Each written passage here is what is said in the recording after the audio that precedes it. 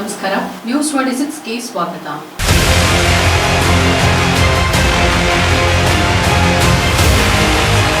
ಲಕ್ಷ್ಮೀ ಹೆಬ್ಬಾಳ್ಕರ್ ಅವರ ಮೆದುಳು ಹೃದಯ ಯಾರ ಬಳಿ ಇದೆಯೋ ಗೊತ್ತಿಲ್ಲ. ಬಸವನಗೌಡ ಪಾಟೀಲ್ ಯತ್ನ. ಇಡೀ ರಾಜ್ಯದಲ್ಲಿ ಎಲ್ಲಾ ಕಡೆಯಿಂದಲೂ ನನಗೆ ಬೆಂಬಲ ಸಿಗ್ತದೆ. ನಾನು ಹೊಸ ಪಕ್ಷ ಕಟ್ಟಿದ್ರೆ ಪರೋಕ್ಷವಾಗಿ ಕಾಂಗ್ರೆಸ್ಗೆ ಅನುಕೂಲ ಆಗುತ್ತೆ. ಹೀಗಾಗಿ ಆ ಬಗ್ಗೆ ಯೋಚನೆ ಮಾಡ್ತಿದ್ದೀನಿ ಅಂತ ಯತ್ನಾಳ್ ತಿಳಿಸಿದ್ದಾರೆ. ಲಕ್ಷ್ಮೀ ಹೆಬ್ಬಾಳ್ಕರ್ ಅವರ ಮೆದುಳು ಯಾರ ಬಳಿ ಇದೆ, ಹೃದಯ ಯಾರ ಬಳಿ ಇದೆಯೋ ನನಗೆ ಗೊತ್ತಿಲ್ಲ. ನಾನು ಇನ್ನೇನಾದ್ರೂ ಬಾಯ್ ಬಿಟ್ರೆ ಇನ್ನು ಬಹಳ ಮುಂದಕ್ಕೆ ಹೋಗಿ ಹೇಳಬೇಕಾಗುತ್ತೆ ಅಂತ ಶಾಸಕ ಬಸವನಗೌಡ ಪಾಟೀಲ್ ಯತ್ನಾಳ್ ಕಿಡಿಕಾರಿದ್ದಾರೆ.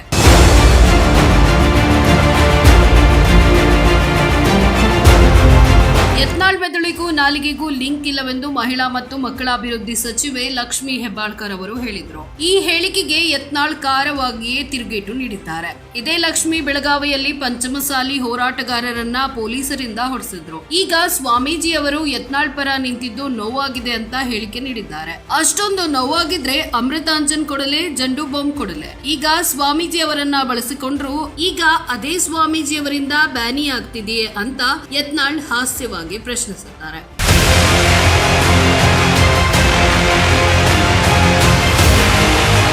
ಇದಾಗಿತ್ತು ಲೇಟೆಸ್ಟ್ ಅಪ್ಡೇಟ್ಸ್. ಇನ್ನಷ್ಟು ಸುದ್ದಿಗಾಗಿ ನೋಡ್ತಾ ಇರಿ ನ್ಯೂಸ್ 26 ಕನ್ನಡ.